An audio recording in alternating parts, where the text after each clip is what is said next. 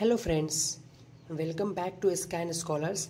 And आज हम अपने रेडियोथेरेपी सीरीज़ को स्टार्ट करने वाले हैं। बट रेडियोथेरेपी सीरीज़ को स्टार्ट करने से पहले हमें कुछ रेडियोथेरेपी में जो यूज किए जाते हैं, जैसे कि कुछ टर्म्स, टर्मिनोलॉजीज़, इन सब के बारे में हमें पता होना चाहिए। तो सबसे पहले हम रेडियोथेरेपी के टर्मिनोलॉजीज़ के बारे में बात करेंगे। हम ब्रेक डाउन करेंगे रेडियोथेरेपी की इम्पोर्टेंट टर्म्स, उनके सिंपल से मीनिंग्स एंड उसका रियल यूज़ क्या होता है। तो इस वीडियो को एंड तक जरूर देखना, क्योंकि हम स्टार्ट करने जा रहे हैं radiotherapy terminologies part 1। So let's radiated with knowledge. तो मैंने एक टर्मिनोलॉजीज की लिस्ट बनाई है, ठीक है। तो उसमें से हम एक एक करके वन बाय वन उसको डिस्कस करेंगे कि वो टर्म्स एक्चुअली में होते क्या है एंड वो टर्म्स का मतलब क्या होता है।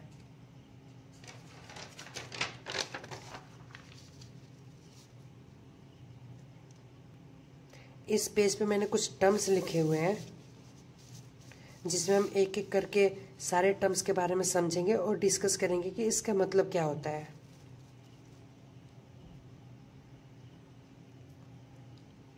तो फर्स्ट है radiotherapy, killing cancer cells using radiation.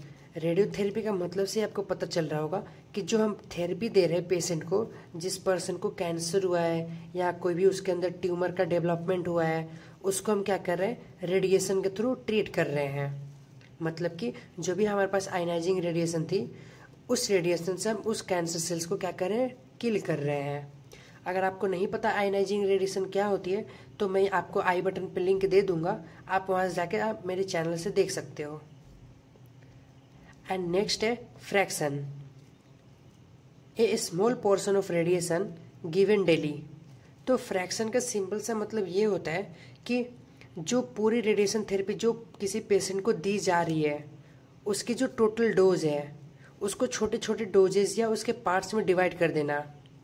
जैसे कि जब हम कोई बड़ा रेडिएशन डोज एक साथ नहीं देते किसी पेशेंट को, बल्कि उससे छोटे छोटे पार्ट्स में, छोटे छोटे डोज में उसको डिवाइड करते हैं एंड उसको डेली या अल्टरनेट डेज या वीक्स के अकॉर्डिंग हम उसको पेशेंट को उस डोज को देते हैं, जिसे हम फ्रैक्शन कहते हैं।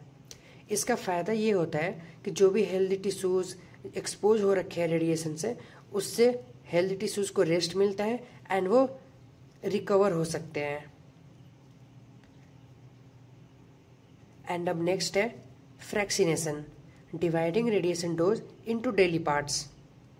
तो इसका मतलब ये होता है कि जो हमारे पास रेडिएशन डोज है, उसको कितने पार्ट्स में दिया जा रहा है और कितने इंटरवल पे दिया जा रहा है, उस प्रोसेस को हम फ्रैक्सिनेशन कहते हैं।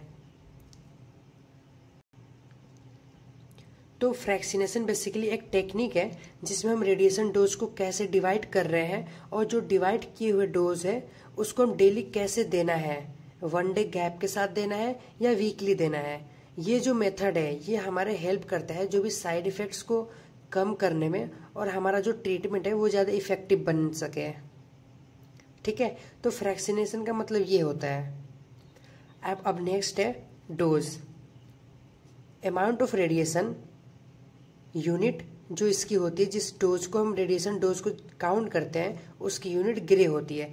ये एक ग्रे जो है, ग्रे हो गया, रेड हो गया, सीवर्ट, मिली सीवर्ट, ये सारे जितने भी यूनिट्स हैं ये हमारे रेडिएशन मेजरमेंट यूनिट में आते हैं। मैं उसकी एक सेपरेट वीडियो लेके आ जाऊंगा, जिसमें हम ग्रे क्या होता है, सीवर्ट क्या होता है, मिली सीवर्ट क्या होता है, क्यूरी क्या होता है, इन सारी चीज़ों पे हम बात करेंगे।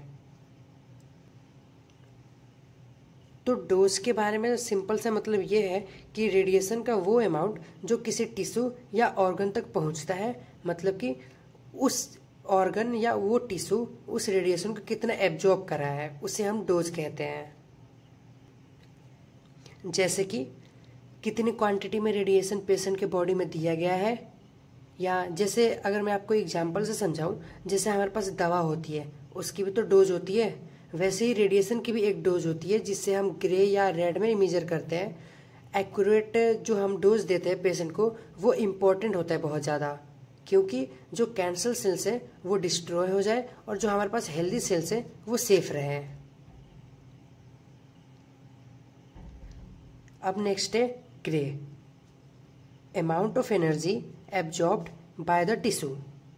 तो ग्रे का मतलब ये होता है कि जो डोज हम दे रहे हैं पेशेंट को, उसको मेजर करने की एक स्टैंडर्ड यूनिट है, ठीक है, जिसका यूज हम बताने के लिए करते हैं कि कितनी एनर्जी उस पेशेंट की बॉडी ने या उस पार्ट या वो ऑर्गन या वो टिश्यू में एब्जॉर्ब हुआ है।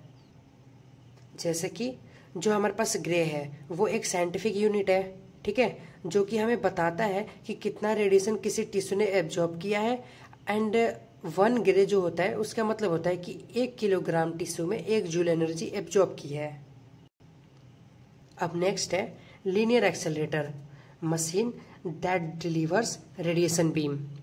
तो लीनैक एक्सेलरेटर यानी लीनैक एक ऐसा मशीन है जो हाई एनर्जी एक्सरेज या इलेक्ट्रॉन्स जनरेट करता है एंड उसको स्ट्रेट लाइन में इलेक्ट्रॉन को एक्सेलरेट करता है, ठीक है, इसलिए इसका नाम लीनियर एक्सेलरेटर है। रेडिएशन बिल्कुल एक्यूरेटली ट्यूमर पर फोकस होती है, जिससे कि हेल्दी टिश्यूज कम उसके अंदर कांटेक्ट में आते हैं एंड हेल्दी टिश्यूज को कम डैमेज होता है, ठीक है। एंड अब नेक्स्ट है beam, narrow path of radiation aimed at the tumour. Beam basically एक बंच ऑफ रेज होती है रेडिएशन की, जैसे एक्सरेज या इलेक्ट्रॉन्स के बीम जो लीनियर एक्सेलरेटर से निकलती है। ये बीम एक स्ट्रेट लाइन में एनर्जी कैरी करती है और इसी से हम कैंसरस एरिया को टारगेट करते हैं। एंड अब नेक्स्ट है field, area where radiation is delivered. तो नाम से ही पता चल रहा फील्ड, हमें फील्ड कितना रेडिएशन देना है, किस फील्ड पे कितने एरिया पे रेडिएशन देना है। तो फील्ड का मतलब ये होता है कि वो स्पेसिफिक एरिया जहाँ पे जो हमारे पास रेडिएशन है वो बीम अप्लाई की जा रही है। जैसे हम टारगेट करते हैं ट्यूमर को तो उसके आसपास एक डिफाइंड जोन सेट किया जाता है जिसे हम रेडिएशन फील्ड कहते हैं। तो इस फील्ड में हम क्या करते हैं, इस फील्ड में हम एक प्लान को रेडी करते हैं ताकि जो हमारे पास रेडिएशन है सिर्फ उसी डिजायर्ड एरिया तक रेडिएशन का डिलीवर हो सके, ठीक है, और जो हमारे हेल्दी ऑर्गन्स है उन पर नहीं जाए। अब नेक्स्ट है पोर्टल, मशीन्स पोजीशन या एंगल फॉर बीम डिलीवरी। तो पोर्टल का सिंपल सा मतलब ये होता है कि वो एंट्री पॉइंट जहाँ से रेडिएशन बीम पेशेंट के बॉडी के अंदर एंटर करती है। अगर मैं सिंपल लैंग्वेज में बोलूँ तो जहाँ से मशीन से निकलती हुई बीम पेशेंट के बॉडी को हिट करती है, उस स्पेसिफिक सरफेस या उस एरिया को हम पोर्टल कहते हैं। एंड ये जो पोर्टल है, ये पोर्टल हमारे लिए काफ़ी इम्पॉर्टेंट है क्योंकि इसी से हम डिसाइड करते हैं कि बीम का डायरेक्शन क्या होगा और ट्यूमर को कैसे एक्यूरेट टारगेट करना है। एंड अब नेक्स्ट है isocentre, central point around machine rotates. तो इसका मतलब ये होता है, ये हमारा जो रेडियोथेरेपी होता है, ये रेडियोथेरेपी का एक सुपर इम्पॉर्टेंट कॉन्सेप्ट है। आइसोसेंटर आपको हर जगह सुनने को मिलेगा, ठीक है। तो आइसोसेंटर एक ऐसा फिक्स्ड पॉइंट होता है जहाँ पे पेशेंट के बॉडी के अंदर रेडिएशन बीम्स के सारे एंगल्स कन्वर्ज होते हैं, मतलब कि डिफरेंट डिफरेंट एंगल्स हमारे पास रेज आई और एक जगह क्या हुई, कन्वर्ज होगी, जिसे हमने आइसोसेंटर बोला है। इससे क्या होता है कि हमारा जो ट्रीटमेंट वो एक्यूरेट होता है और जो हमारे पास सराउंडिंग हेल्दी टिश्यूज होते हैं वो डैमेज होने से भी बच जाते हैं, ठीक है।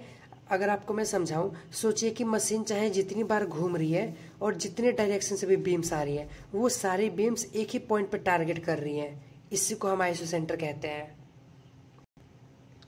एंड अब नेक्स्ट है MLCs, plates in machine shaping the beam. जो एमएलसी होता है ये एक एडवांस टूल है जो हमारे रेडियोथेरेपी ट्रीटमेंट में यूज होता है। मल्टीलिफ कॉलीमेटर का जो मेन रोल होता है वो हमारा जो रेडिएशन बीम को स्पेसिफिक एरिया तक लिमिट किया जाता है, जिससे कि सिर्फ ट्यूमर एरिया ही टारगेट होता है और सराउंडिंग हेल्दी टिश्यूज को प्रोटेक्ट किया जा सके। जैसे कि एमएलसीज जो होता है, एमएलसीज के अंदर में बहुत सारे लिप्स प्रेजेंट होते हैं जो आपस में एडजस्ट हो जाते हैं, जैसे कि एक स्लाइडिंग डोर की तरह है। इन लिप्स को प्रिसाइजली कंट्रोल किया जा सकता है। इसमें जितने भी लिप्स होते हैं उसमें से हर एक सिंगल लिप्स को हम अपने अकॉर्डिंग उसको कंट्रोल कर सकते हैं, जिससे कि ट्यूमर चाहे किसी भी शेप में हो, हम उस शेप के अकॉर्डिंग इस एमएलसी को उस ट्यूमर के अकॉर्डिंग इसको सेट कर देते हैं, जिससे कि जो हमारे पास रेडिएशन डोज होती है, रेडिएशन सिर्फ वहीं तक गिरती है। और जो ये MLC ये हमारे ट्रीटमेंट को एक्यूरेट और सेफ भी बनाता है। अब नेक्स्ट है सिमुलेशन, CT और X-ray scan to plan treatment. तो जो हमारे पास सिमुलेशन होता है ये एक इम्पॉर्टेंट स्टेप होता है रेडियोथेरेपी प्लानिंग में। अब रेडियोथेरेपी जो प्लानिंग होती है वो हम आने वाले वीडियोस में डिस्कस करेंगे, उसके सारे प्लानिंग्स में उसके सारे प्रोटोकॉल्स वगैरह हम इसको वीडियो अपलोड करेंगे, जिससे आप समझ सकते हो कि उस प्लानिंग में एक्चुअली होता क्या है। तो जो हमारे पास सिमुलेशन होता है ये एक इम्पॉर्टेंट स्टेप है हमारे रेडियोथेरेपी प्लानिंग में। सिमुलेशन का मतलब ही होता है कि एक मॉकअप या मतलब कि एक ट्रायल करना, ठीक है, मतलब कि एक हम ट्रायल रन कर रहे हैं जिसमें पेशेंट को प्रॉपर पोजीशन में रखते हैं एंड उसके बॉडी पर मार्क्स लगाए जाते हैं ताकि रेडिएशन का एंगल और डोज सही तरीके से सही जगह पे रेडिएशन अपनी डोज को उस पर्टिकुलर एरिया पर डाल सके।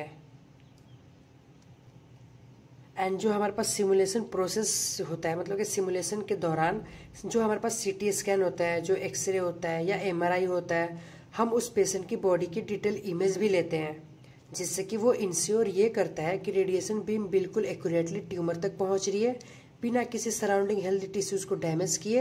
एंड सिमुलेशन के थ्रू हम ट्रीटमेंट प्लान को रिफाइन करते हैं और पेशेंट के लिए कस्टमाइज्ड सॉल्यूशन बनाते हैं।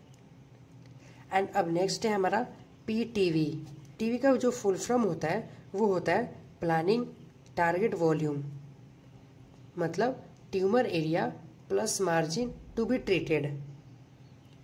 मतलब कि जो हमारे पास प्लानिंग टारगेट वॉल्यूम होता है, जो रेडिएशन थेरेपी में टारगेट किया जाता है, ये ट्यूमर का एक थोड़ा सा एक्सटेंडेड वर्जन होता है, जिससे कि हमारे जो ट्यूमर की जो आउटलाइन है उसके थोड़ा से उसके एरिया के बाहर भी उसके जितने भी टिश्यूज होते हैं वो सारे उसमें इन्वॉल्व होते हैं।